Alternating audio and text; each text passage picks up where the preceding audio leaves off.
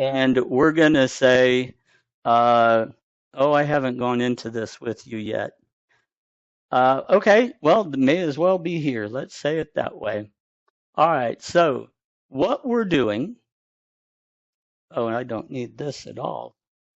Okay, where name is that? Okay, now in SQL, a huge mistake people will make, because what we're doing is we're saying select star.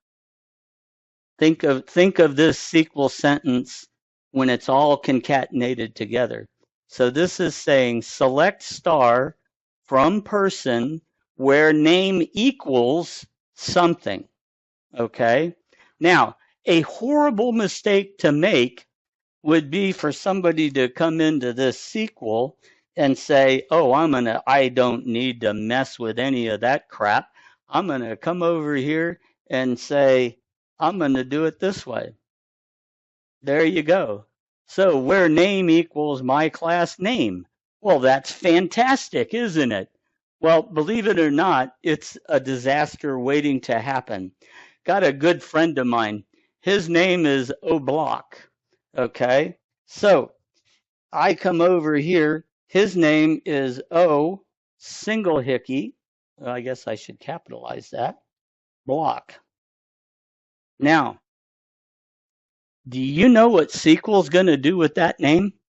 SQL is going to completely freak out because a single quote is what you put quotes in. Okay, this code is actually in a single quote. So all of a sudden, this code gets truncated at the O, and it's got block hanging out here, and he has no idea what the heck to do with it. So if people have, weirdo characters in their name, which people do, or strings do, how many times do you see a string in life that says, hey, I got this name the other day, and we can have a string by the name of name equals, and they went something weird and did that. And this is their string. What would PureBasic do with that sentence? It would say, wait a minute, what are all these quotes doing here? You got this quoted SDCVBN. It's like, oh my God, the world explodes with that name, with that value. So you never, ever, ever, ever put a value into your SQL code. What you do is you put a question mark. Now, you can have any number of question marks. I could actually have and ID is greater than question mark. Okay. And I can also have an and ID. Why I would do this, I cannot even begin to tell you. But you can do this. You could have any number of question marks. You can, as a matter of fact, every field in your table when we get up there to doing the insert and update is going to have a question mark. Okay. So what you do, what that does is say, hey, SQL, I'm going to supply you a value and you substitute it in order. So how do you pass a value to your SQL at execution time, at query and execution time is right here. You say, hey, set the database string. Now we have opened our database, so we have our database ID.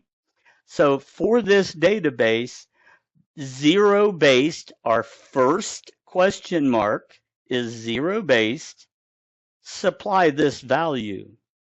Okay, so very protectedly, it comes in here and supplies our value here to where SQL will not explode or freak out on the value. Now, other things you need to be aware of.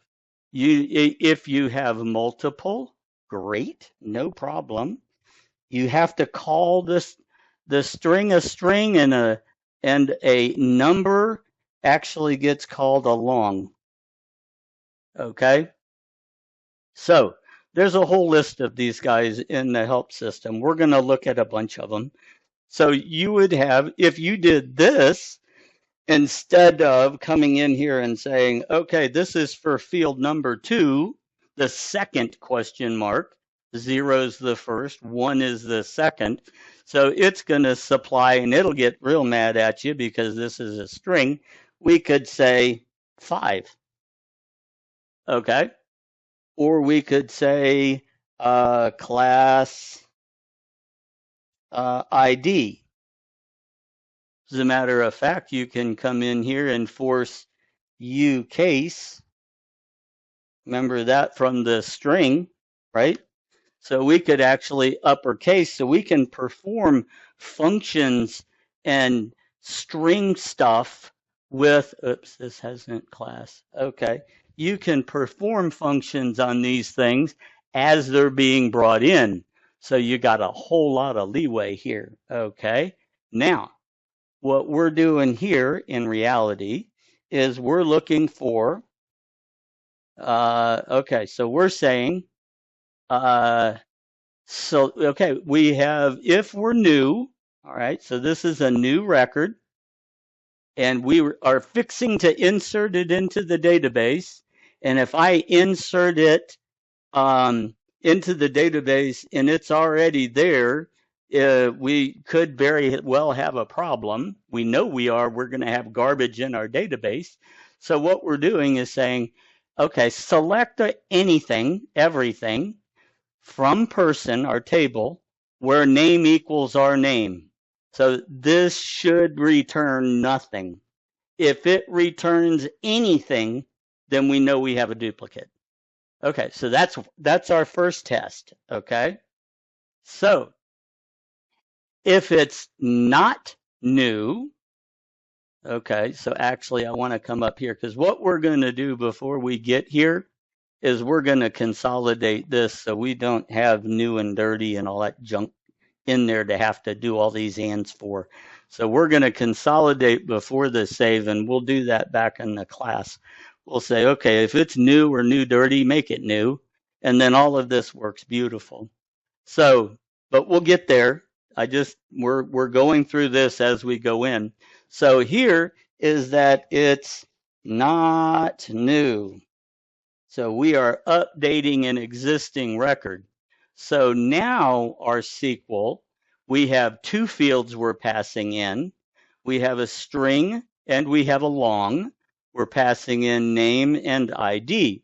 So what we're going to say is select star from person, where name is this and the ID is not. That's just like the standard PureBasic does not equal. ID is not equal to our ID. So so the idea is you've brought in this name George and changed it, and now you've changed it to Georgette. Well, you may already have a Georgette in your database. So this becomes a duplicate. Okay, so what we want to do is take our error message, and I guess we have to come back here and get rid of the dollar signs. It's either add the dollar signs back there or get rid of them up here. And so we'll just leave this. So we'll come down here and say pass fail is fail.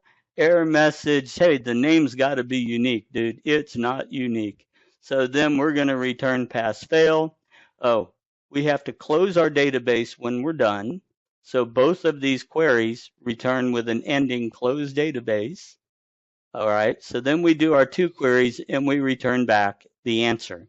Okay, now we can collapse this. We just have to create a ERRMSG, right, as a string there. All right, now the last piece down here, did I not? I didn't copy it over, did I? Okay, so I'm going to go ahead and copy the last little if of this because this needs to be self-sufficient. This code is responsible for identifying errors. So if pass fail is false, or you could say if not pass fail. I kind of prefer this. The double negative stuff kind of bothers me and the negative looking at things. this to me reads easier and makes more logical sense. So if pass fail is false, we can then come in here and say, dude, you got validation errors, and here's our message. And yep, it's an error. So you get the beep and you get the big red X, and it kicks back a false. And let's go ahead and track that. So who calls this step? Save does, right? So if we're in save, we call person validate and we pass our class in there. And if that's false, then we're going to return false back to the calling program. Okay, let's come up here and say, okay, this procedure is gone, dude.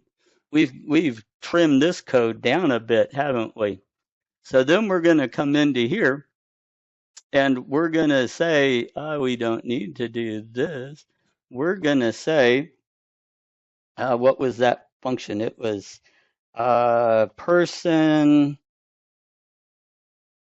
save, as I recall. And we're going to pass, let's see, we have selected employee. I'm game with keeping that. So what we have to do is pass the reference. Okay, we got to pass the pointer of him.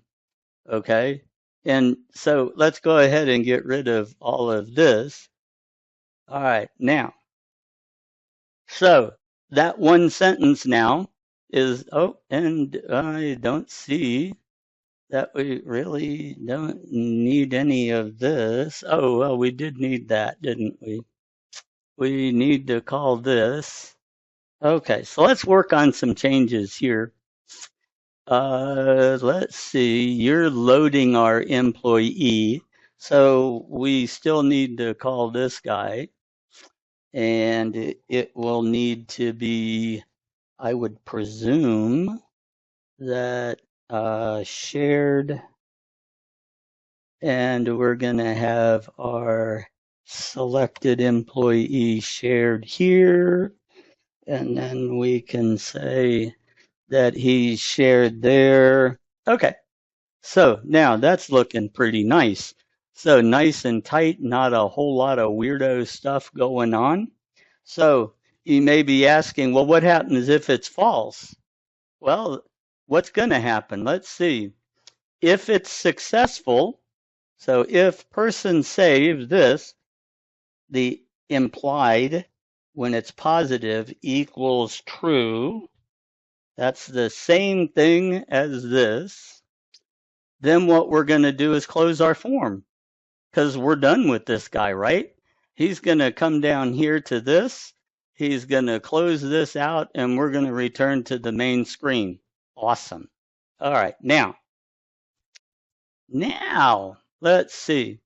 There's a few other nice things we can do. Let's go back to our person database because this is all making sense. We've gotten through this. Let's see. Here's one that you probably haven't thought. Well, let's trying to think of what to do next. Okay, then let's come in and do find. Let's see, where's my find code over here? I am not one to reinvent the wheel. This is a bunch of typing, and you've already seen my typing. It's kind of poor. And okay, so we're going to paste this block of code in, and I'm going to walk you through it.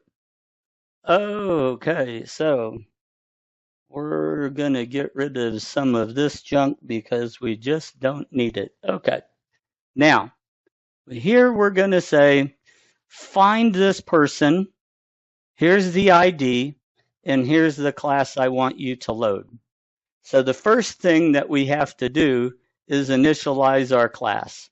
Okay, the guy you gave us, we're going to initialize. So that's going to come up here. First thing he's going to do is make sure that everything's cleared out on him. And then he's going to come in and say, okay, here's what we're going to do. We load up all these values. So now we're sitting at new. Okay, now we're going to open our database. And whether we do it here or down here doesn't really matter. This runs in literally a quarter of a second.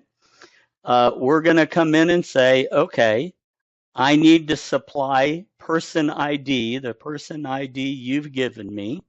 And our SQL is going to be select ID, name, and age. These are all our fields on our table. You could actually come in and do a star. Um, I like to actually see the real fields. And in reality, if you really wanted to be efficient, you could do this and say ID, name, and age. The caveat being, well, let's just go ahead and do this all the way up. So you can say select ID, name, and age. Do note there is no space or no comma after the last field. That's what tells SQL to say the next sentence is a from the table person, where the ID field equals what? Well, it equals our value we're going to pass in here, which is what we passed in here. So there's our SQL built. And then we're going to say, okay, pass fail is going to return the value of our call to query. Query is over here in database helper. We have the open that's already been called and we've returned the ID. Then we call the query, which says, give me the database ID, the handle to the database, and give me the SQL you want to run. And then I'm going to go ahead and run this and either return true or false. And we're also, if it's true, I'll show you what he'll do. So we come back to our database and we can say, okay, if it was true, our SQL is not in error, true. Now what query has done is loaded this object of next database row. That is when you run a query, he loads this guy up, okay? And we have a database row for what table? Well, it's our database ID. This is who we ran our query against. So we have this. So now we have our record that we found. And so we can say with class, and this is with class, this is the class you gave me when you called. I'm going to take him and set the ID. And this is a kind of fancy thing as well, because what happens, a lot of people are not really all that specific. If I wrote this like this and said ID, age, and name, and then I loaded in down here, the other way to do this is say field 1, field 2, and field 3. Well, now all of a sudden I'm trying to put a number into a string because it's not lined up. I'm going to put a string into a number because it's not lined up. So the way around that to where you don't care about the order of the fields that people may have appended in there is to say, get me the database long from this database. This is our same database ID, where the column index of the DB of the database is ID. So this is the field name of the field I want, okay? SQL will always give you the column index of the field as the name of the field, okay? So, and I believe it is case non-specific. So just like PureBasic, you can say save with a capital S and save with a lowercase s, and it still saves. So ID and ID are just fine. Well, they are until you get to Linux. So if you're in Linux or Raspberry, boy, you better get this case right. So it's always a good habit to try to stay in a case environment of keeping it correct. So then you have name equals the string, get me the string, long in a string, of DB ID, The column name for our DBID is name, which matches to name. Even though this is in a different order, it won't matter. And age is the same thing. He's a long. We're going to get him based on his column name. And then at this point, our state can be clean. So we are in perfect synchronization with the database at the end of that sentence, okay? So we've done our find, we've closed our database, and now we return pass fail that yes, we have successfully run our SQL, and we can get rid of that extra line. So there's our find. Our find is done and written. Okay, shall we go through save next? Yes, we will.